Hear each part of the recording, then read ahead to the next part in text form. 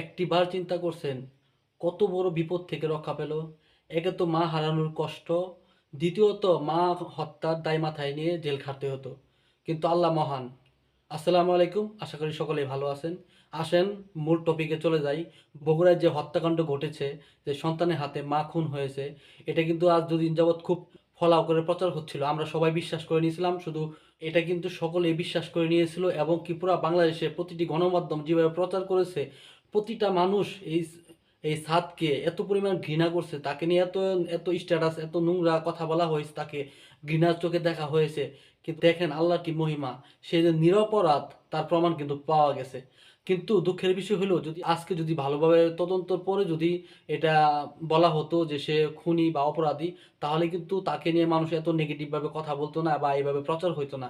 কোনো তদন্ত বা ভালোভাবে সুষ্ঠুভাবে কিছু না জেনে গণমাধ্যমকে কিছু জানানোর পর প্রতিটা social media, private TV channel, প্রত্যেকটা জায়গাতে এমনভাবে প্রচার করা হয়েছে যে তাকে মানে পুরো বাংলাদেশের মানুষ এখন চিনে এবং তাকে নিকৃষ্ট এবং আম, তার মতো সন্তান না থাকাই ভালো, এমন অনেক কথা হয়েছে তাকে নিয়ে।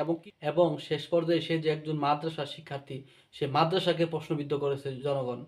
তো এই ক্ষেত্রে বলতেছি যে আসলে সে ভাগ্যবান। ভাগ্যবান না হলে তার এত বড় দায় তার কাঁধে যে চেপে বসেছিল, সে মা হত্যার দায় তাকে নিতে হয়েছিল এবং কি তাকে পুরো বাংলাদেশের মানুষ তাকে ঘৃণা করতেছিল এবং কি মা হারানোর বেদনাও তাকে ভোগ করতে হতো।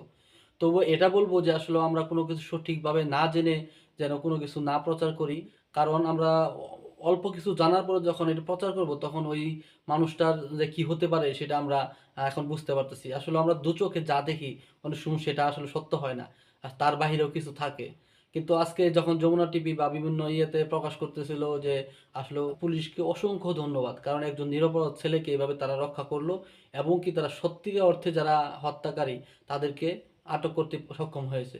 তবে এক্ষেত্রে আমাদের প্রশাসন এবং কি আইন শৃঙ্খলা বাহিনী আরো কঠোর হওয়া উচিত, আরো বিচক্ষণ হওয়া উচিত। সেই সাথে দেশে গণমাধ্যমকেও আরো সচেতন হতে হবে এবং কি খবরটা জেনে শুনে তথ্যমূলকভাবে প্রচার করতে হবে। কারণ এক্ষেত্রে এই যে আজকে যে সাদের কাহিনীটা হয়েছে, এই হত্যাকাণ্ডের যে মোড় দাঁড়িয়েছে, এখন প্রথমে তো মানুষ ধরেই নিয়েছিল যে সন্তানের হাতে মা খুন, এবং কি এমনভাবে খবর প্রচারের সময় এমনভাবে ডিটেলসভাবে তথ্যগুলা মানে বর্ণনা করে দিচ্ছিল সাংবাদিকরা, মনে হচ্ছিল যে খুন করার সময় তারা স্বয়ং ওখানে উপস্থিত ছিল।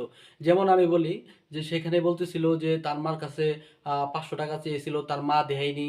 মার সাথে বাকবিতণ্ডা, এক পর্যায়ে মাকে পিছন থেকে যে আক্রমণ করে, তারপর মাকে হত্যা করে ডিপ ফ্রিজের ভিতরে রেখে দিয়ে সে বাইরে ঘোরাফেরা করে এসে আমার কাছে ফোন দেওয়া, আত্মীয় স্বজনের কাছে ফোন দেওয়া, খোঁজ নেওয়া, এমনভাবে সে নাটক সাজিয়েছে। মানে খবরে যা দেখলাম প্রথম দিক দিয়ে, এত সুন্দর করে ফলাও করে মানে পুরো গল্পটাকে, হিস্ট্রিটাকে বললো যে সাদ এইভাবে সাজাইছে। আমার ওদের কথা শুনে মনে হয়েছে যে আসলে ঘটনা সত্য, এবং কি মনে হয়েছিল মাঝে মাঝে মনে হয় যে ঘটনা ঘটানোর সময় সাংবাদিক দুইজন দাঁড়াই ছিল এবং কি অন্যান্য ব্যক্তিরাও দাঁড়াই ছিল, যে সে এইভাবে কাজগুলো করেছে। আসলে সম্পূর্ণভাবে তথ্যটা জানা শোনার পর তারপরে প্রচার করা উচিত, এবং কি র্যাব যে কাজটা করেছে, র্যাবেরও আরও একটু সতর্ক হওয়া উচিত ছিল। তবে আমরা আশা করব র্যাব এবং কি পুলিশ বাহিনী যারা আছে সকলে আমাদের আইন শৃঙ্খলা বাহিনীতে আরও তৎপর হবে, তাদের কাছে এটা আশা করি আমরা। এবং কি গণমাধ্যম কর্মীদের কাছেও আমরা প্রত্যাশা করি যে না, আগামী দিনগুলোতে আপনারা ভালো অথেন্টিক তথ্য নিয়ে তারপর নিউজ প্রচার করবেন। এবং সেই সাথে যারা আমরা অল্পতে কিছু হইলেই, কোনো ধরনের মানে ছোটোখাটো গন্ডগোল হইলে, সেখানে যদি সে কোনো রকমভাবে মাদ্রাসার শিক্ষার্থী হয়ে থাকে তাহলে তো কাম সারছে, তো মাদ্রাসাটাকে ধুয়ে দেন। আসলেও খারাপ ভালো সকল সেক্টরে সকল প্রতিষ্ঠানেই থাকে, সেখানে শুধু মাদ্রাসার ছাত্ররা যে খারাপ থাকে এমনভাবে মানে আক্রমণাত্মকভাবে কথা বলবেন না। আপনারা বুঝে শুনে তারপর কথা বলবো। আমরা যারা সাধারণ দর্শক আছি, আমরা যারা দেশের সাধারণ নাগরিক আছি, আমরা কোনো তথ্য পেলে অনলাইনে সেটাকে বুঝে শুনে তারপর কথা বলবো এবং কমেন্টস করব। সকলকে ধন্যবাদ, এবং কি ছাদের জন্য আমরা দুঃখ প্রকাশ করতেছি।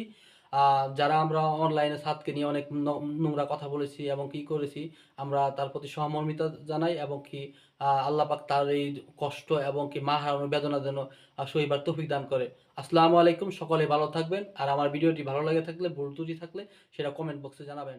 আল্লাহ হাফেজ।